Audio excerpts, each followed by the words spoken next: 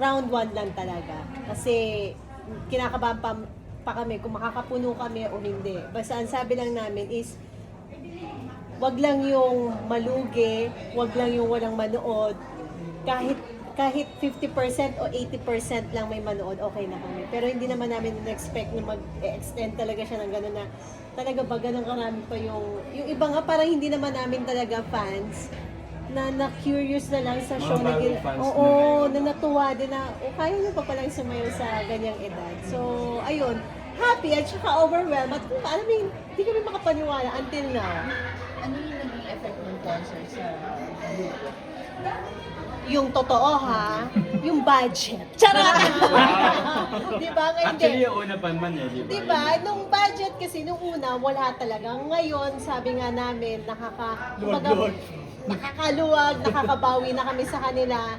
At hindi lang yon, nagkaroon ng, yun yung pinakamalaking impact, nagkaroon ng maraming shows, yung mga girls na alam namin, makakaipon sila. Kung sakali mang matapos yung concert na to, yung shows na ginagawa namin, makakaipon sila ng malaking pera. Yung pagitan ng round 1 and 2 kasi medyo may ilang araw. Pero yung latest, round 3, 4, magkakasunod. Magkakasunod. Kumusta yung experience no? Yun kasing round 1, kaya lang namin pinush yung round 2 dahil nga na sold out. And then, sabi ni Nancy, ni NY na isugal natin. Ako talaga personally, hindi ako pumayag. Kasi nga sabi ko na sold out na natin. Baka mamaya hindi natin ma-sold out. Ang pangit yung kalalabasan, di ba? Pero sabi niya, hindi, sagot ko to. Nung na-sold out, okay. Sino ang may gustong gumawa ng round 3? Sige, push natin round 3. Parang yun yung finale. Talagang literal na finale naman. Yun nga lang, nung unang araw, nung nakita namin na parang 30+ thousand yung pila, sabi namin, hindi makikater lahat. Gusto nyo bang gawin 4? Sige, last. Yun yung ano namin eh. Hanggang sa pagkadating ng round 4, ang nangyari naman is 100,000 plus yung nakapila. So, hindi pa rin makikater. Sabi, ano ba? Last. Okay, sige, kaya natin to 3 araw. Kaya ba ng katawan natin? Sunod-sunod. Sila Jopay din, yung boss natin. Paano? Kasi hindi naman talaga namin to ginagawa ng, kumbaga, ang tagal na namin hindi ginagawa. Pero nailaban naman din talaga. Ginagawa lang namin yung, kaya namin ginawa yung kasi nga may mga fans na hindi nakapanood. So, para sa kanila. Kaya yung bentahan din ng ticket, nung nag-online tayo, ang daming scalper. Sorry ang daming scalper. So, ang ginawa nung ika-second day, may bentahan ng sa physical store and then sa online, parang may ilan-ilan lang nakalusot. Kaya, nung pangatlo, ang ginawa nila is, mauuna ang store. Kumbaga, doon muna kayo, bahala kayong anong tawag dito? Kung fans talaga kayo, pumila kayo. At saka ang maganda kasi dun sa concert niyo, kada isang round, may mga bagong... May mga bago. Diba? Yun naman din talaga, kahit konti lang, may mga bago silang makikita. Pinilit naman namin na, kumbaga, mabusog yung mata nila, yung expectation nila sa amin, yung ticket na binayad nila na masasabi nilang worth it naman yung binayad namin sa napanood nila. Kamusta yung collab with Beanie? Hindi kasi ako kasama, dapat kasi Ayun sinama nga ako. eh. Charot lang, pero hindi, ang saya, Na- ang babait ng mga na-miss girls mo kasi talaga. ako. Oo, pero alam mo yung nakikita namin yung kami to dati, and then kami na yung, kumbaga syempre, sa ayon sa gusto mo, merong lalabas na bagong grupo, ganun din ang mangyayari sa kanila. Nakakatuwa lang na nag-yes yung mga girls sa amin. I'd like to know kung ano yung reaction mo. Pwede mo bigay na reaction mo sa nilabas na pahayag mo. Di ba nga? Ayoko nang mag-comment kasi sabi nga ng asawa ko, wag na nating patulan. Maraming dapat asikasuhin, problemahin, solusyonan na hindi naman kailangan. Kumbaga, ibigay na natin sa kanila yon. Kung sinabi nila yon, personal na, anong tawag dito?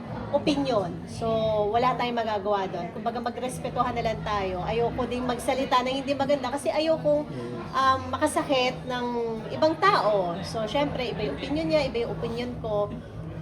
para mawala na lang yung issue kasi kawawa din yung pamilya nila. Actually, may bata, merong andyan si Icy. So Pero comment siya na na kami ang dyan. reaction mo na ang daming nagtatanggol sa inyo, sa inyong mag-asawa. People were rooting for you. Yun naman ang pinagpapasalamat namin kasi parang hindi mo na kailangan talagang literal na magsalita. Merong man naiintindihan yung side nila. Kaya nga sabi ko, respetuhan tayo ng paniniwala. Kasi yan yung isa sa hindi natin dapat pagtalunan minsan eh. Hindi mo yung religion, pati yung sa politics, lalo na kung magkaiba kayo ng pananaw, di ba? Mag-aaway lang kayo. Pero doon sa mga taong nagtanggol sa amin, syempre nagpapasalamat kami na hindi pala namin kailangan na ipagtanggol yung sarili namin dahil meron. At mahirap din sa side nila ha, yung nababash ka. Ang hirap-hirap nang nababash. Kahit sabihin mong ayaw mo maapektuhan at maapektuhan. Ito na lang, your message to IC na lang siguro. Anong that you'd like to share? Pagpipray gusto mo yun siya. Pagpipray namin kayo, yung buong pamilya. Yun totoo yun naman din ang ng SB talaga na syempre kailangan nilang, walang halong plastika, kailangan nilang malagpasan to.